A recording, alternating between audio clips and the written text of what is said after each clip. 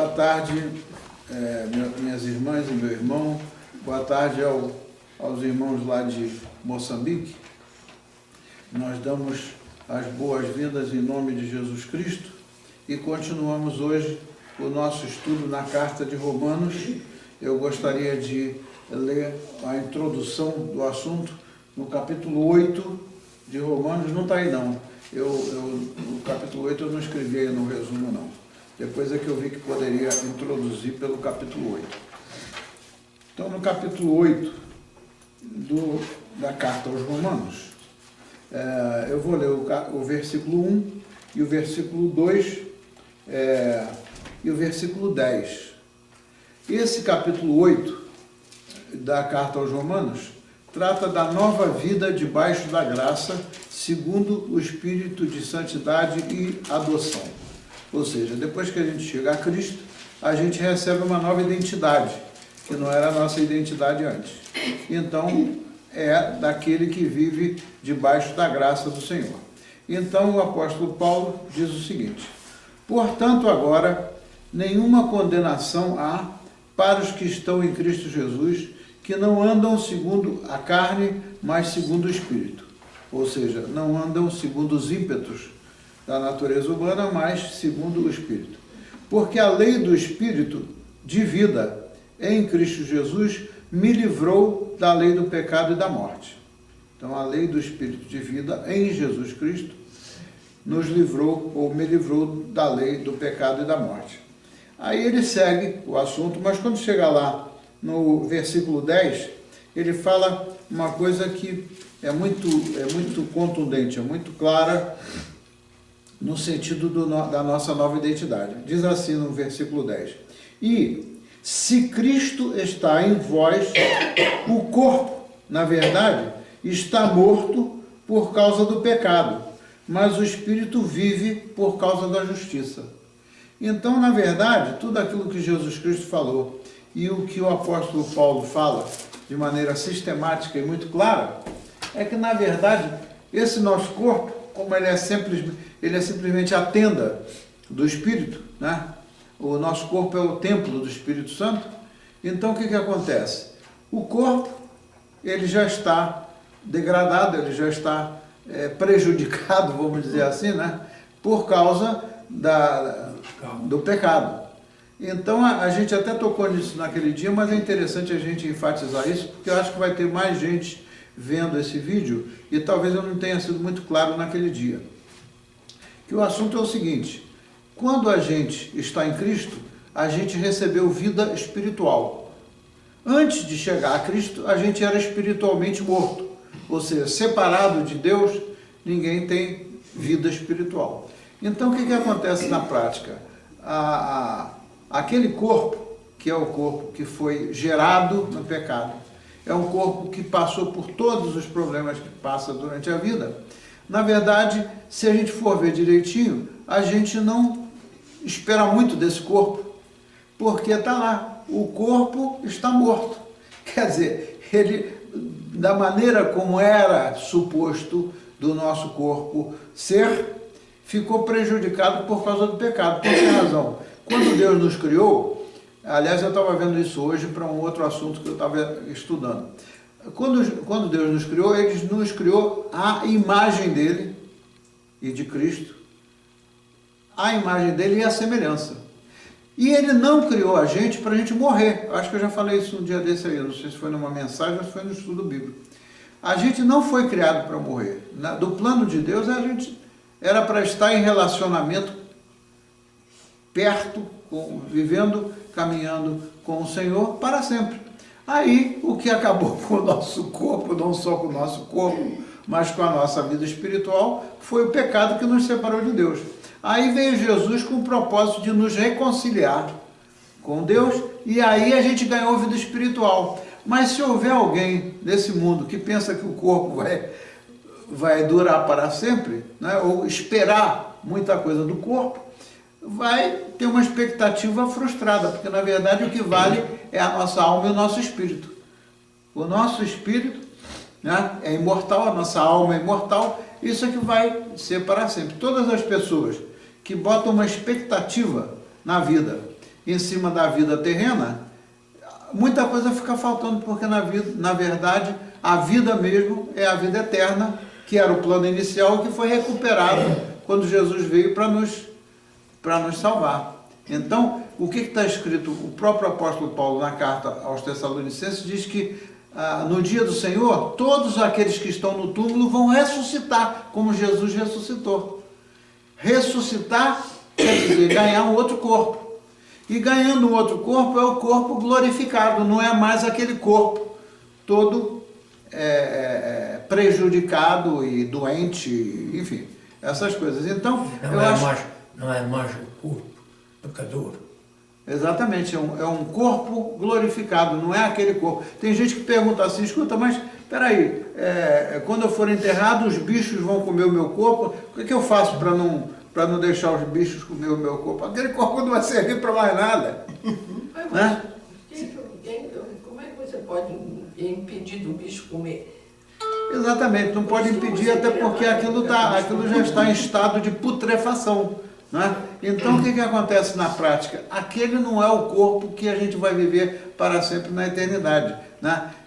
Então, isso aí é uma realidade que muita gente desconhece. E o apóstolo Paulo ele deixa isso muito claro, né? Quando ele fala da nova identidade nossa em Cristo.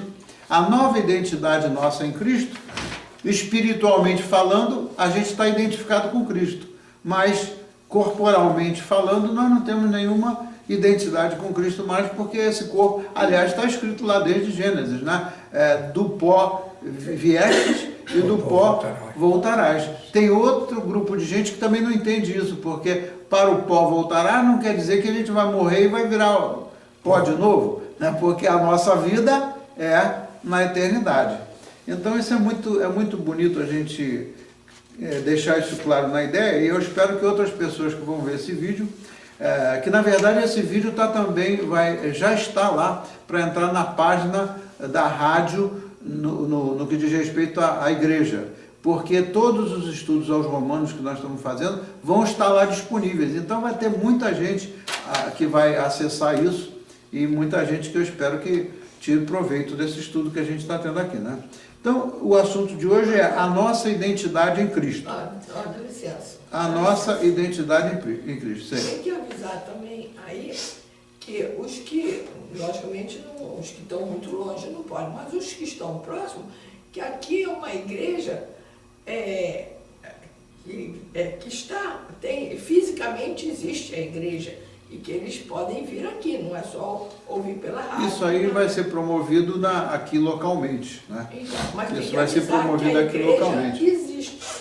Pelo Facebook da igreja e pela webpage da igreja. Quando a gente paga um extra lá no Facebook, eles atingem a área que a gente quiser. O Facebook em geral, qualquer pessoa tem acesso, desde que tenha o seu nome, vai ter o acesso ao Facebook da igreja, né? Mas localmente aqui, nesse caso é a meta, é para alcançar pessoas aqui. Se as pessoas forem alcançadas e não vierem aqui, aí é o problema delas. Mas por isso é que a gente tem que orar para que essas pessoas venham aqui para integrar o corpo de Cristo. Então, para quem acredita em Jesus, ter a noção da sua identidade em Cristo é das coisas mais essenciais da vida. Para quem acredita em Jesus Cristo. Porque para quem não acredita, a identidade em Cristo não faz sentido nenhum.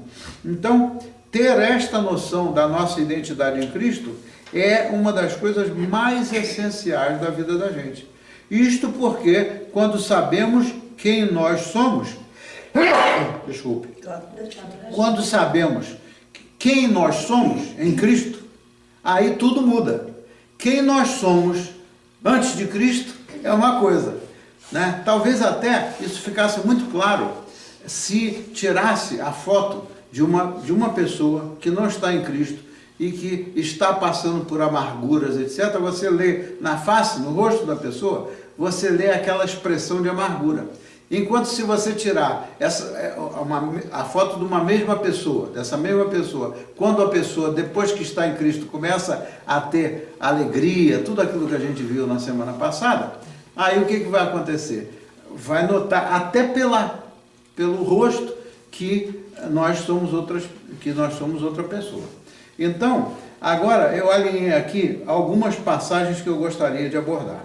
A primeira delas, eu não transcrevi porque eu encontrei essa passagem importante para incluir aqui, mas eu incluí depois. Então, essa que está escrita aqui, João 15,15, Evangelho de João 15,15, lá embaixo, a gente vai ter que ver na Bíblia, porque a página que eu transcrevi as outras passagens não tem essa.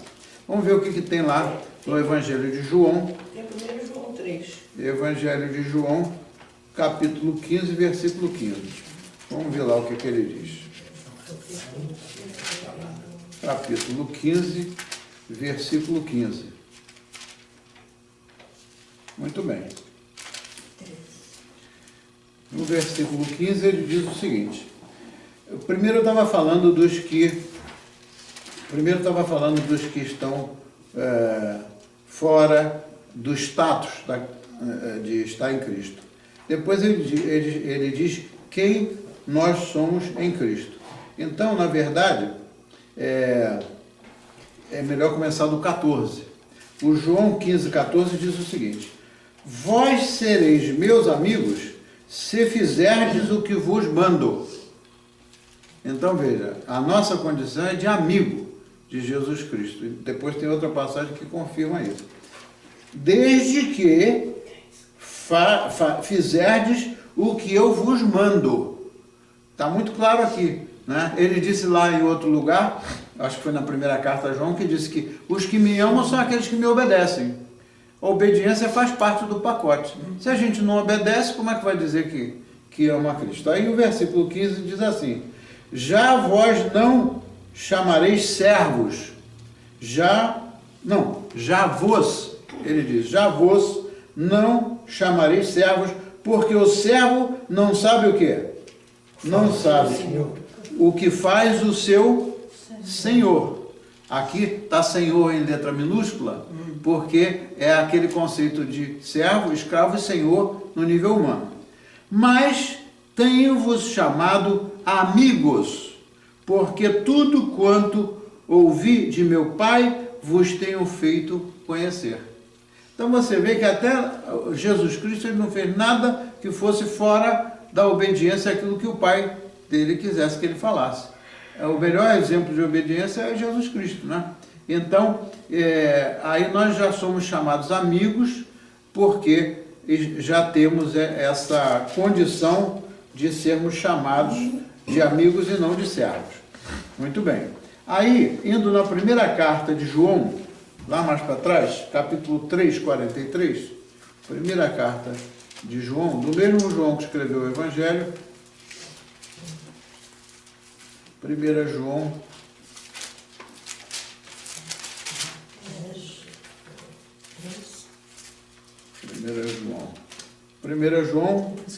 capítulo 3, versículos 1 a 3. Capítulo 3, versículo 1 a 3. Ele diz o seguinte, o título desse capítulo é Os Filhos de Deus. Aqui já leva o título de Os Filhos de Deus. Aí ele diz o seguinte: vede quão grande caridade nos tem concedido o Pai, que fôssemos chamados de filhos de Deus.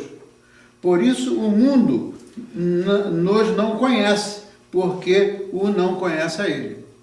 Então, Jesus Cristo, quando estava falando se a gente fosse maltratado pelo mundo, ou fosse ofendido pelo mundo, ele lá numa outra passagem diz o seguinte: o mundo não me conheceu, o mundo não me conheceu e o mundo não me aceitou.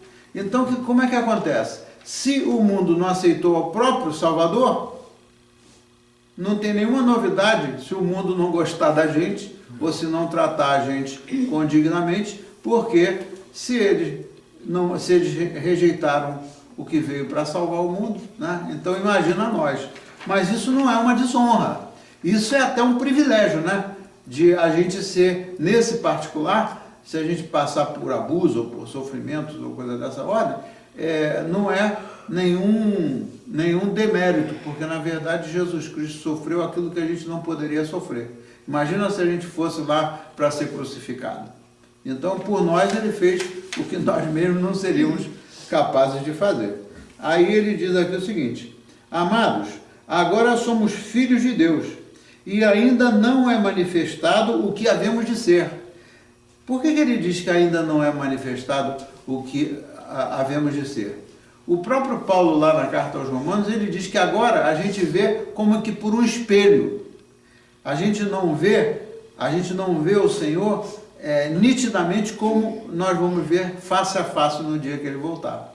Né? Então essa é uma coisa linda também. O pecado, ele causou uma distorção na nossa maneira de ver as coisas, porque é como se a gente estivesse vendo a Jesus Cristo por meio do espelho.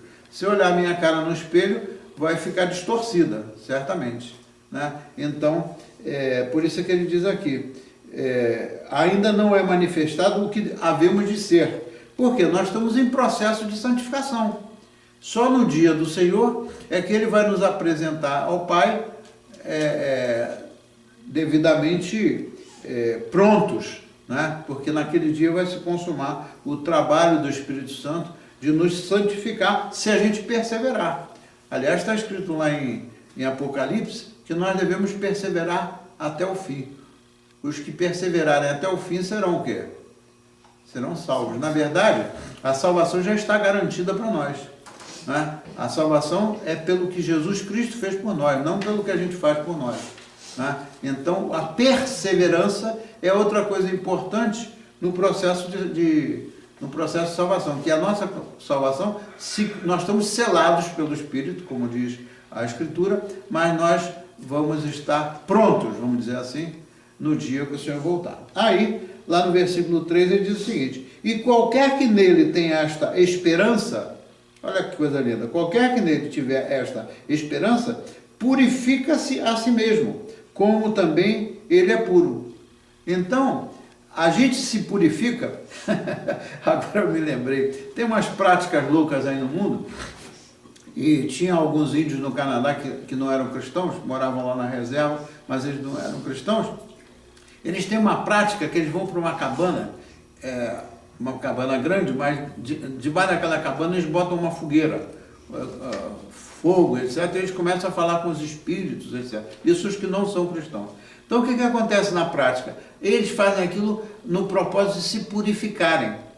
Imagina, se o homem vai conseguir se purificar, ele pode até querer se queimar ali no meio daquele negócio. Como tem muitas vezes, às vezes, tem gente lá nessas práticas que se queimam, porque eles ficam 7 dias debaixo daquela tenda lá, né? Eu não sei se eles comem ou se eles não comem, isso eu não me lembro, se eles fazem jejum ou não, mas o propósito é purificar. E aqui está escrito muito claro o que é a purificação, olha só.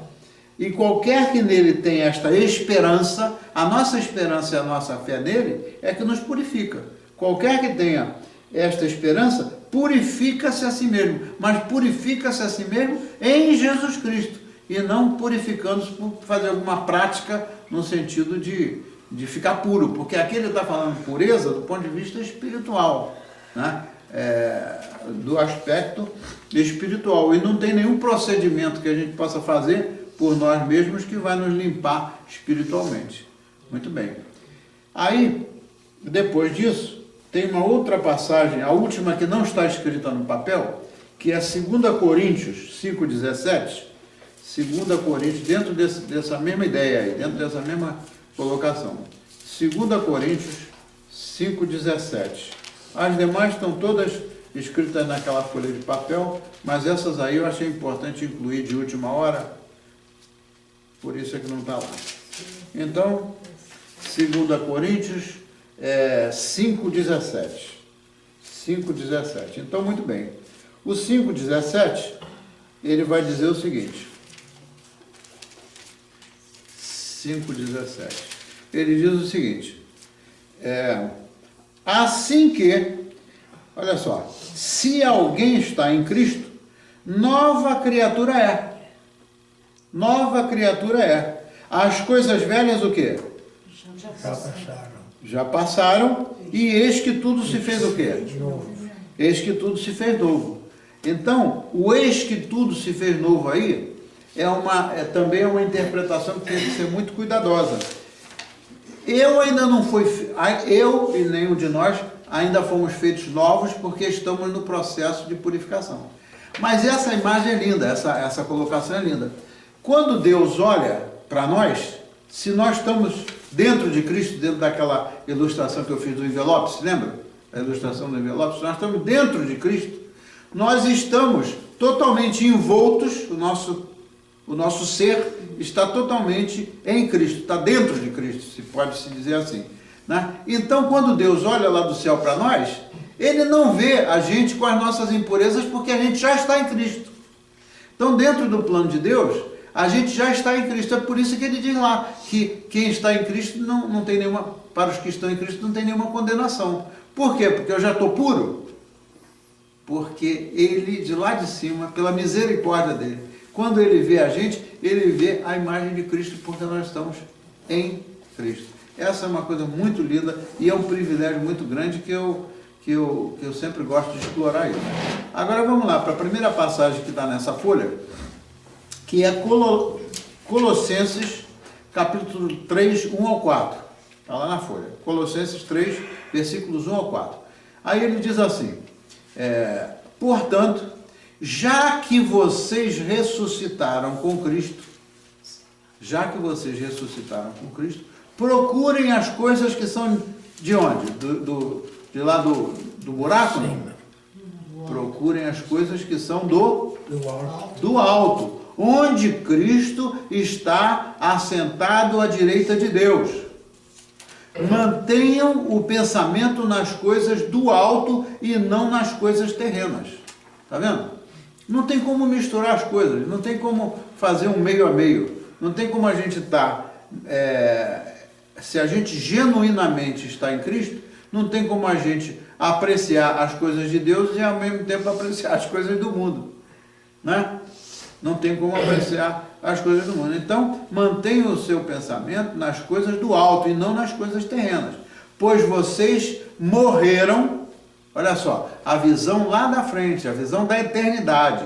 Não está falando que a gente já morreu aqui agora. A gente morreu em Cristo. Tanto é que o batismo, o significado do batismo, quando a gente é imerso na água, qual é o significado do batismo? Ali a gente morre, a gente o velho homem ali, ele morre junto com Cristo, e quando ele sai da água, ele já é ressuscitado junto com Cristo. Então, a imagem do batismo é muito bonita, porque mostra que a pessoa batizada, se ela de fato se arrependeu dos seus pecados, e se ela de fato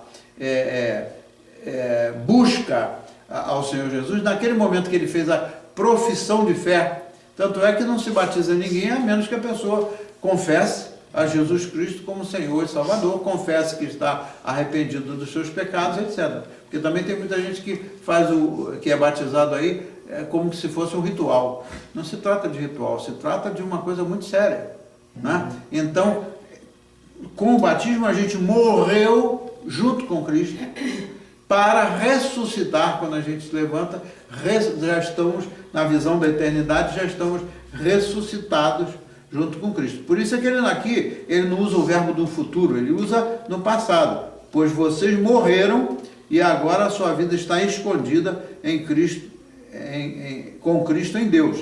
Quando Cristo, que é a sua vida, olha só, quando Cristo, que é a sua vida, for manifestado, então vocês o quê? Também serão manifestados com Ele, aonde? Aqui na terra? Não, em glória. Vê que coisa linda? Muito bem. Aí a segunda passagem que está listada aqui está em Gênesis 1, 27, né, que é aquilo que eu já tinha falado. Criou Deus o homem à sua imagem, a imagem de Deus o criou. Homem e mulher os criou. Então essa história de dizer aí de transexual, bissexual, ou sei lá o nome que eles dão, que são tantas coisas que eles querem inventar, isso aí é mentira, porque a verdade absoluta está escrita nas Escrituras. Está dizendo aqui, não foi que ele criou seres transgênicos, Está dito aqui que a imagem de Deus ele nos criou, homem e mulher os criou. Muito bem. Aí vai lá para 1 Coríntios 12, 27 e diz o seguinte: ora, vocês são o corpo de Cristo e cada um de vocês individualmente é membro desse corpo. Está vendo? Cada um, nós somos o corpo, nós todos juntos somos o corpo de Cristo. Agora, cada um individualmente é membro deste corpo. Você já viu o corpo andar sem perna? Não. Você já viu o corpo andar sem cabeça? Sim, a mula sem cabeça. Precisa de ser uma mula naquela história lá, né? Que também é outra mentirinha. Então, cada um de vocês individualmente é membro do corpo. Então, o corpo é como uns têm um membro dentro do corpo. Cada um representa um membro do corpo. Por isso é que não podem andar separados. Essa história do corpo de Cristo, a igreja, andar cada um para o seu lado, cada um quiser fazer o que quiser, e quiser seguir a opinião, a sua própria opinião, o que acontece? Não é corpo.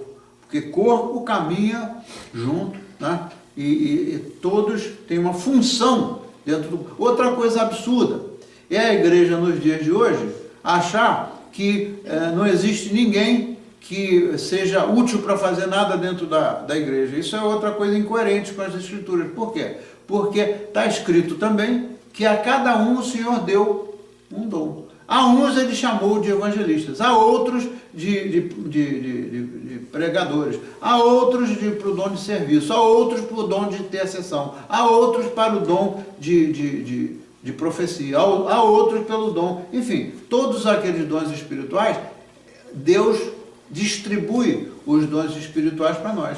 Então, se alguém um dia chegar, eu não tenho dom para fazer nada dentro da igreja, é o sinal de que não conhece as Escrituras. Por isso é que a gente estuda a Bíblia, né? Porque cada membro dentro do corpo tem uma função. A orelha não está sobrando, esse dedo aqui não está sobrando. Então, essas coisas, para estas coisas que se estuda a Bíblia. Muito bem. Vocês, porém, está lá em 1 Pedro 2,9. 1 Pedro, capítulo 2, versículo 9. Aí o Pedrinho lá escreveu o seguinte: vocês, porém, são o quê? Olha a nossa identidade em Cristo aqui. São geração o quê? Geração eleita, sacerdócio real, eu vou explicar o que é isso, nação santa, povo exclusivo de Deus. Também está escrito nas Escrituras que o Senhor, ele tem cuidado de nós, ou seja, ele quer que a gente seja exclusivamente dele. A pessoa que se diz ser crente, né? E que ao mesmo tempo que é crente vai fazer outras práticas religiosas, que é aquela história que eu falei aquele dia do sincretismo religioso. Aliás, isso tem muito no Brasil, né? Que não vou entrar no mesmo assunto de novo, mas é a mistura de coisas. Ou você crê no que está escrito nas Escrituras, ou então você crê em outras doutrinas ou em outras coisas diferentes. Tem gente até, falando de purificação, tem gente até que usa o yoga e eles fazem daquilo uma doutrina. Aquele negócio de ficar assim, sentado, lá, que nem o Buda, né? Com os olhos fechados. Meditação, eles chamam meditação. A meditação, não tem nada de errado na meditação. Mas se você considera a meditação como um negócio para você relaxar. Então, agora, se você considera a meditação, como muitos consideram, como um meio de purificar a si mesmo, aí já saiu fora. Porque a gente não é capaz de ser purificado nem por uma meditação, nem coisa nenhuma. A outra coisa que é também, para os que se inclinam para outra doutrina, né, é que a meditação, a instrução que eles dão é o seguinte: a meditação você tem que ficar sossegado e não estar pensando em nada, a sua mente tem que se esvaziar, você tem que ficar com a mente vazia. Será que você esvaziar a sua mente leva a gente a crescer espiritualmente? A minha sempre está cheia. Primeiro que a gente não, eu pelo menos não posso falar pelos outros, mas eu não conseguiria ficar lá 2 horas, 3 horas sentado lá, que nem o Buda, né? e esvaziar a minha mente para eu poder ficar ali fazendo uma meditação. Eu ia ficar, era louco. Primeiro que eu não ia conseguir ficar sentado tanto tempo ali. Segundo que a mente da gente está sempre trabalhando, né? Então tem umas doutrinas loucas, né? Então ele diz aqui, vocês, porém, são geração eleita, sacerdócio real, nação santa, povo exclusivo de Deus. Para quê? Ele criou a gente para uma finalidade. Para quê? Para anunciar o quê? As grandezas daquele que os chamou das trevas para a sua maravilhosa luz. Não é isso mesmo? Para anunciar as grandezas daquele que os chamou das trevas para a sua maravilhosa luz. Agora, o que é sacerdócio real? É outra coisa que muita gente não entende. A doutrina cristã crê no seguinte, que é o que se chama do sacerdócio universal. Sacerdócio universal, ele veio por meio do Novo Testamento, porque no Velho Testamento era só o sacerdote que tinha o poder e o direito de se comunicar com Deus. O sacerdote era o intermediário entre o Senhor e as pessoas. Tanto é que ninguém podia entrar lá no lugar, naquele Santo dos Santos, né? No Santíssimo, lá dentro do templo, não podia entrar só o sacerdote, porque ali é que ele se comunicava com Deus. Muito bem. As criaturas eram de terceira categoria. Mas quando veio Jesus Cristo, né, ele cumpriu tudo que tinha que ser cumprido para a gente ser salvo e para a gente viver em Cristo. E aí, em Cristo, veio o sacerdócio universal, ou seja, todos nós que cremos em Cristo, nós temos o direito, não só o direito, mas também o dever, de interceder por outras pessoas. O que aconteceu? Quando Cristo veio e estava lá, que se abriu a cortina do altar, o que aconteceu? Abriu o caminho para o trono de Deus. Se nós cremos que o Senhor está sentado lá à direita do Pai, no trono, e que Ele está vivo, e que Ele é o nosso mediador, não mais os sacerdotes, como no Antigo Testamento. Então não tem essa de você dizer, pastor, eu não posso ir lá orar pelo fulano, porque vamos chamar o pastor. O pastor não é nesse sentido nada mais, nada menos do que a pessoa. O pastor vai para prestar uma assistência pastoral, para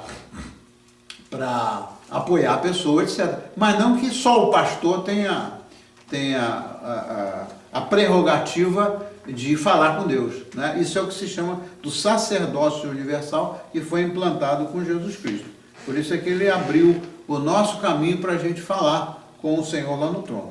Isso está escrito na 1 Pedro, capítulo 2, versículo 9. Depois, passando para Efésios 1:5, Efésios capítulo 1, versículo 5, diz lá, em amor, ele fez o quê?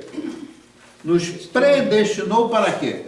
Para uns irem para o inferno e para os outros irem para o céu? Não. Esse conceito de predestinação é equivocado, né? Em amor nos predestinou para quê? Para quê? Aqui está muito claro. Para sermos adotados como filhos, por meio de Jesus Cristo, conforme o bom propósito da sua vontade. Então, é uma coisa clara, mais claro do que isso não existe. Nós fomos predestinados para sermos adotados como filhos. Por meio de quem? Por meio do sacerdote?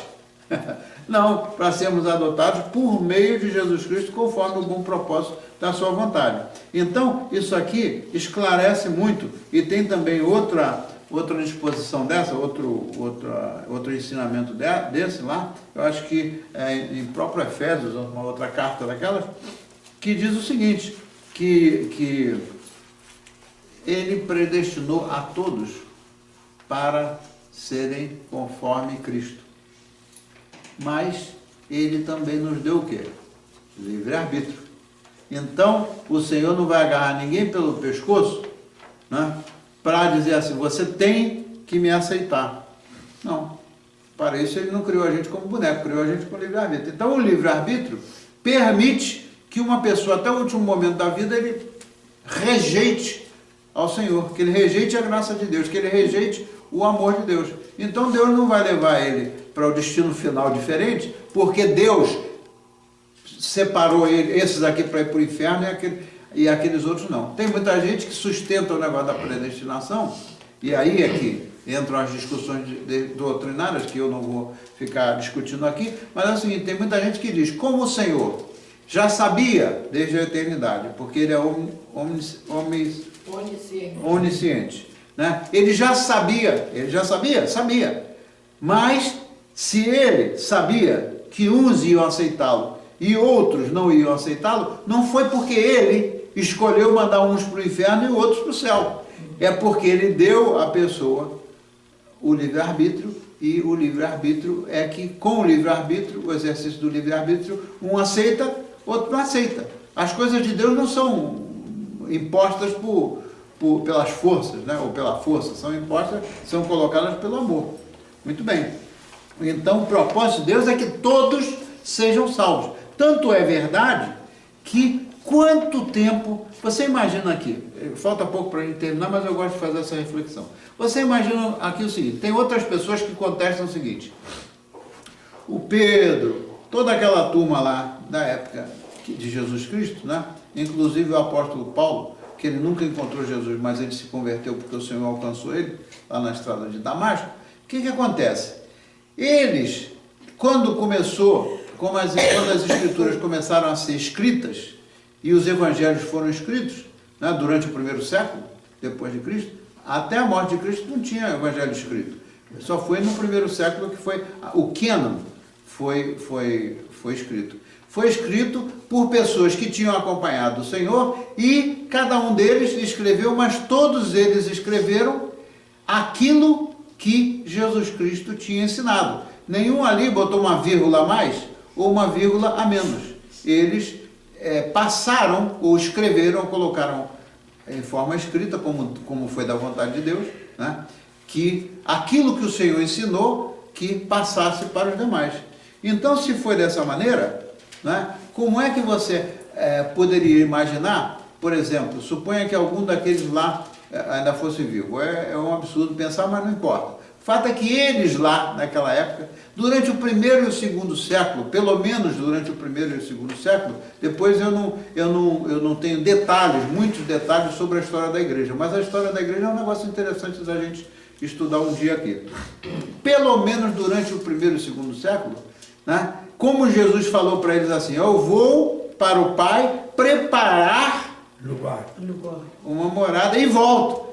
Tinha muita gente durante o primeiro e o segundo século, depois também, mas a expectativa nos primeiros tempos era de que ele ia voltar logo. Eles não imaginavam que Jesus ia demorar 2, 3, 4 mil, 5, eu não sei quanto tempo ele vai demorar para voltar. Mas o fato é o seguinte, por que o Senhor está demorando para voltar? E também a Escritura afirma isso, não é loucura dizer. Ele é paciente, ele é benigno, ele está dando todas as oportunidades possíveis para as pessoas do mundo se chegarem a ele, né? Se não, se já tivesse tudo certinho, tudo pronto, talvez ele já tivesse voltado. Agora, por que as instituições missionárias e por que a ênfase de missões hoje é evangelizar os povos que não estão ainda alcançados? Por quê?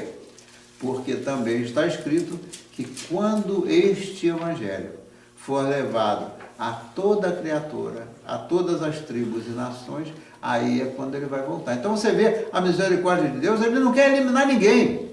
Ele não quer eliminar ninguém, ao contrário, ele quer que todos se convertam. Mas é óbvio, e a gente já tem prova de muitas pessoas com quem a gente conviveu, que até o último minuto da vida não aceitou a Cristo. Né? Por quê? Porque ele deu também o livre-arbítrio.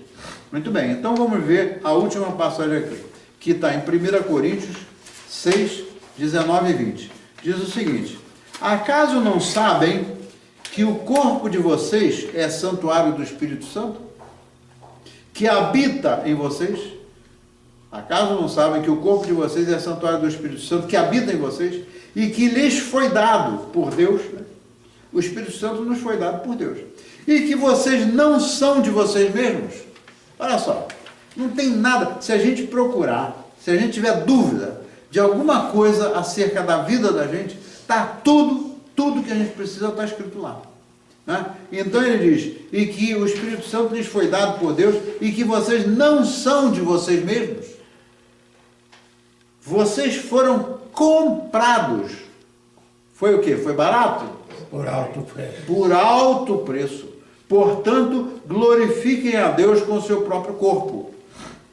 Vê como é que é importante o corpo. As pessoas que não cuidam do corpo, não quer dizer que esse corpo vai valer para sempre. Mas enquanto a gente estiver aqui, o nosso corpo é o templo do Espírito Santo. E nós não pertencemos a nós mesmos. Essa outra história do liberalismo, que infelizmente está...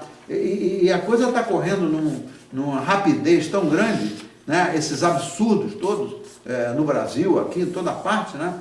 Está correndo de uma velocidade que antigamente a coisa não... Para entrar alguma coisa louca no meio da cabeça das pessoas, tomava tempo, porque as pessoas estavam focadas em Deus. As pessoas estavam focadas em Deus. Um ou outro poderia, que tivesse uma fé fraca ou que não tivesse muito bem informado a respeito da Escritura, poderia eventualmente vacilar e cair numa tramóia aí do diabo da pessoa desacreditar. Mas, o que acontece?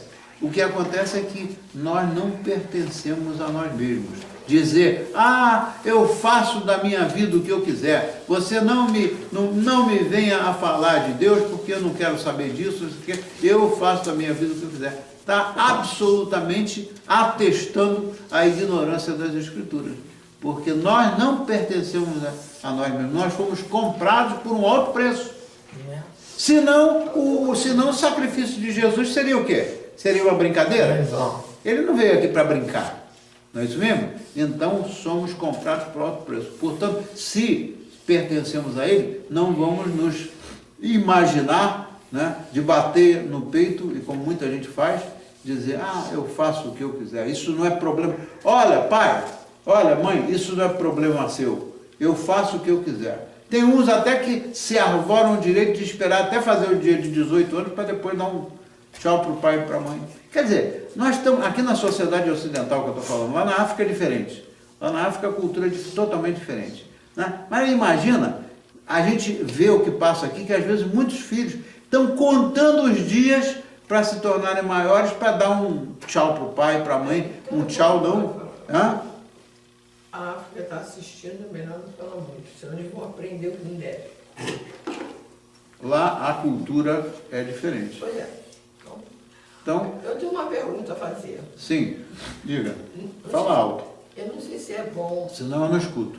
Não sei se é bom, turn off.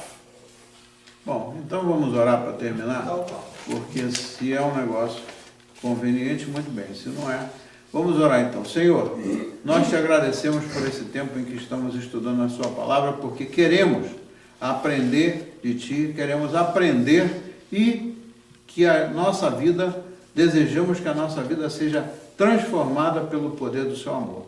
Então, Senhor, não deixe que na nossa mente entrem as coisas que são artimanhas do diabo. Não deixe que a mídia, né, que está vendendo as coisas para convencer as pessoas de tudo que é maldade e tudo que é ante o Senhor, não deixe que essas coisas contaminem a nossa casa e a nossa mente. Nós te agradecemos, pedindo também por toda a igreja, por toda pessoa que vai estar em algum momento ouvindo essa série e também pelos irmãos lá da África. Assim nós oramos agradecidos, no nome de Jesus, e todos os servos de Deus podem dizer Amém. amém. Então, aleluia. Graças ao Senhor.